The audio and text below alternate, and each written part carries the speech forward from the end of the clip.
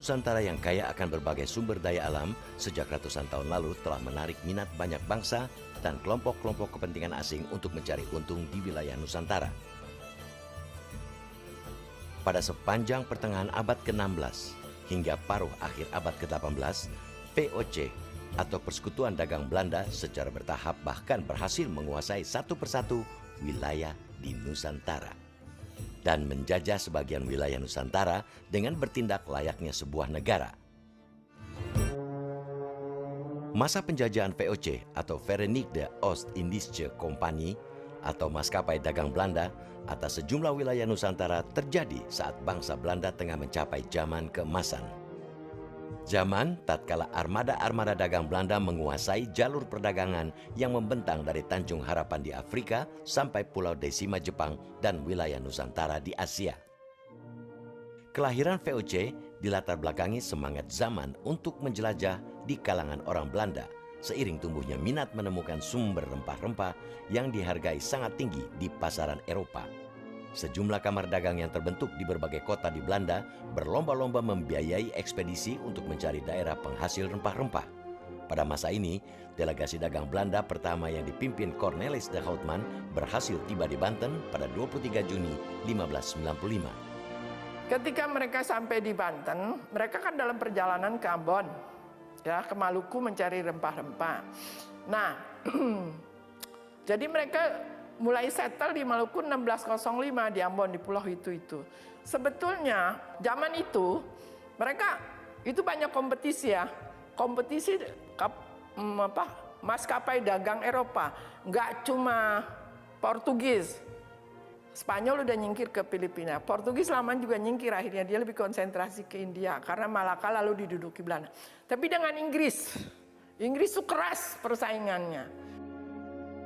Untuk menghadapi persaingan dengan kongsi-kongsi dagang dari Portugis, Spanyol, dan Inggris, sejumlah kamar dagang yang ada di Belanda sepakat menyatukan diri dan membentuk VOC atau Persekutuan Dagang Belanda.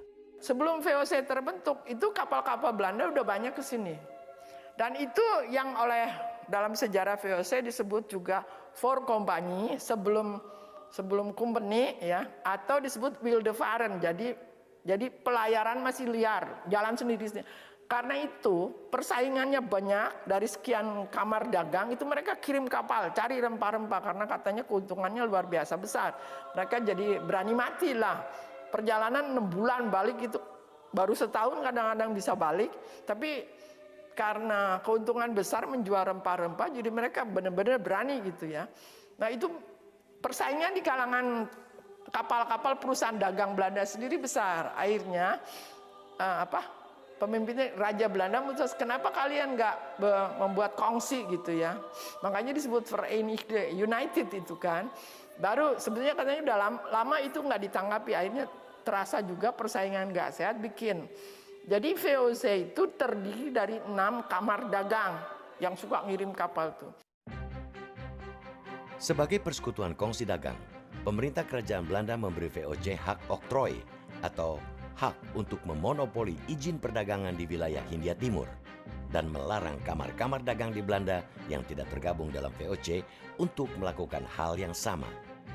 Hak oktrooi yang diterima VOC dari kerajaan Belanda juga memberi VOC keistimewaan lain, seperti hak memiliki armada militer sendiri, termasuk mempersenjatai personil dan kapal-kapal mereka, hak atau izin untuk memiliki mata uang sendiri guna menjalankan aktivitas perdagangan.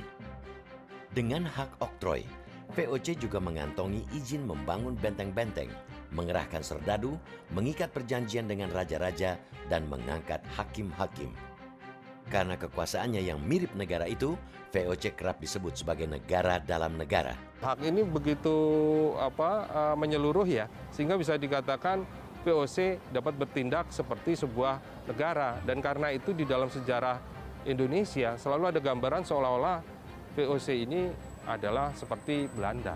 Padahal ini dua hal yang berbeda. Yang satu adalah pemerintahan satu negara, yang lainnya adalah sebuah maskapai dagang sebetulnya. VOC itu kan juga cuma perusahaan dagang. Kenapa bisa menjajah? Karena hak itu yang dia miliki, yang diberikan oleh kerajaan Belanda kepada dia. Dan dia punya wilayah yang disebut Oktroi Gebied. Wilayah Oktroi itu mulai dari Afrika Selatan, Tanjung Pengharapan Baik, sampai Desima di Jepang. Dia punya pos dagang di Desima, makanya zaman VOC banyak orang Jepang juga ke sini. Jadi ceritanya macam-macam nanti. Dalam lintasan sejarah, aksi VOC yang lebih ekspansif untuk menguasai jalur perdagangan rempah di wilayah Nusantara dimulai tahun 1609 ketika Laksamana Peter Zoon Verhoeven bersama 13 kapal ekspedisi yang dipimpinnya mendarat di Kepulauan Banda.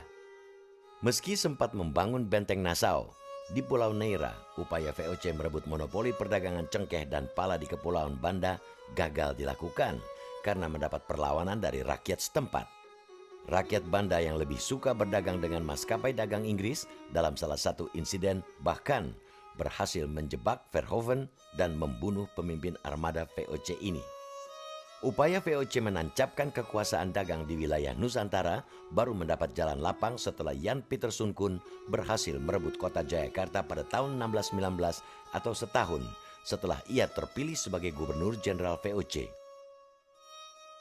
Di lokasi reruntuhan bekas ibu kota kerajaan Islam ini, J.P. Koen kemudian mendirikan kota baru bernama Batavia yang selama hampir 200 tahun kemudian menjadi pusat kekuasaan VOC di luar Belanda.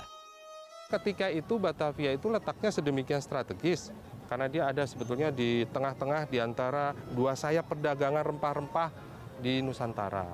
Sayap barat itu adalah perdagangan lada, itu adanya di Sumatera dan di Banten, dan juga di sebagian selatan Kalimantan, sedangkan di sayap timur itu adalah cengkeh dan pala. Dari perspektif itu, tempat yang paling strategis untuk mengelola semua kepentingan perdagangan rempah-rempah itu adalah di Batavia.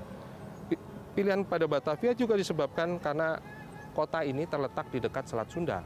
Selat Sunda itu adalah pintu masuk ke Laut Jawa. Meski sejatinya merupakan sebuah kongsi dagang, bagi masyarakat Nusantara, VOC tak ubahnya sebuah negara yang punya pemerintahan dan sangat berkuasa. Dengan soliditas organisasi, kekuatan uang dan angkatan perangnya yang berisi tentara-tentara bayaran, VOC berhasil mencaplok satu persatu wilayah di Nusantara hingga menjadi wilayah kekuasaannya.